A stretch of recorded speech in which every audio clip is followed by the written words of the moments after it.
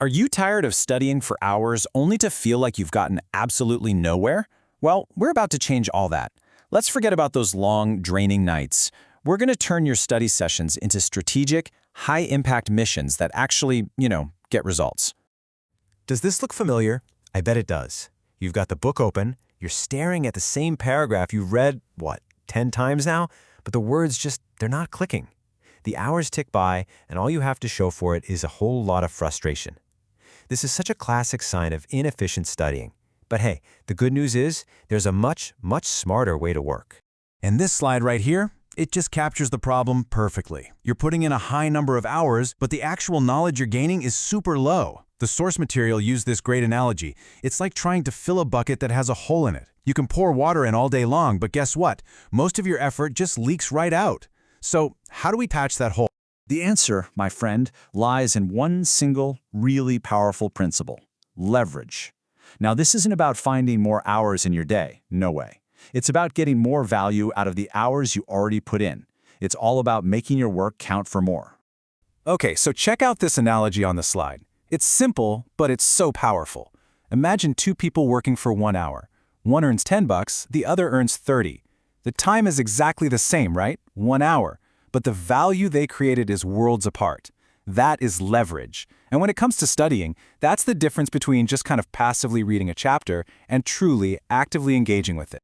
And just look at the difference this makes. It's actually kind of shocking.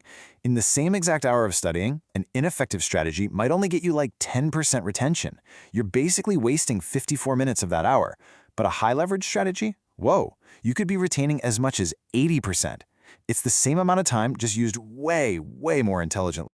So we get it. The core principle is leverage. That's the what. Now let's get practical. Let's talk about the how. How do you actually apply this to different kinds of tests? From those really complex calculations to more abstract theories. First up, let's tackle those subjects that are all about problem solving. Math, physics, chemistry, engineering, the ones where you got to show your work. Applying leverage here is all about focusing your effort where it's going to count the most. The key is the simple 3-step method. So, instead of grinding through 100 easy problems, which is a total waste of time, you focus your energy. First, you pick just the 2 toughest problems for each main topic. Think of it like this. It's like untying the main knots in a tangled rope. Once they're loose, the rest is easy. Second, you solve them. But step 3, that's where the real magic happens. You review your mistakes. You dig in. That's where the high leverage learning really takes place. Okay, so that works for math. But what about subjects that are built on concepts and theories, like history or biology? The principle of leverage still totally applies, we just need a different strategy. For these subjects, your high leverage tool is the good old flashcard. But listen, forget spending hours writing them out by hand. The modern, super efficient way is to go digital. You can use platforms like Quizlet, or even better, copy your class notes into a tool like ChatGPT and just ask it to instantly generate flashcards for you. This saves a ton of prep time and gets you straight to the most important part, active recall. That's the process of pulling information from your brain, and it's how you really build strong, lasting memories. All right, let's be real for a second. We've all been there. An exam has totally snuck up on you and it's just around the corner. Look, panic is not a strategy. What you need is a calm, clear game plan for this final stretch. When time is short, leverage is literally everything. So the game plan breaks down into 3 key steps. First, you have to be ruthless and prioritize what's most important. Second, you've got to focus only on the absolute basics. And third, you create a realistic schedule that won't lead to burnout. Let's break each one down.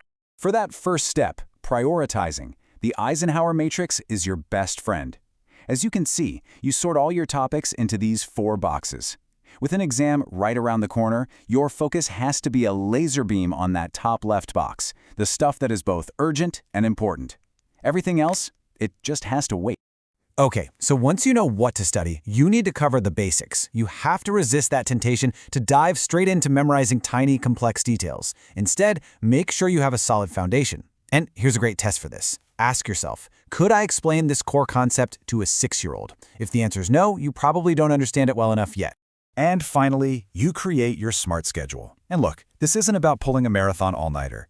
Think of it more like a series of focus sprints. You look at your available time and block it out into 60 to 90-minute study chunks. Now this part is absolutely crucial. You have to schedule 10 to 15-minute breaks between each chunk. This lets your brain rest and recharge, which keeps you focused and helps prevent that last-minute panic from setting in. So, as we start to wrap this up, just remember the real goal here. It's not to turn you into some kind of studying robot who never sleeps. It's to fundamentally shift your mindset from "I need to study longer" to "I need to study smarter." It's all about understanding that the strategy you use is so much more important than the hours you log. And really, it all boils down to this one single, powerful idea. Let this sink in for a second. Success in studying isn't about how much time you spend, it's about having the right strategy. That right there is the very essence of leverage. So I'll leave you with this final thought. Don't just let these ideas fade away. Take a second and think about your own study habits right now. Based on everything we've just talked about, what is the one high-leverage change you can commit to making starting today?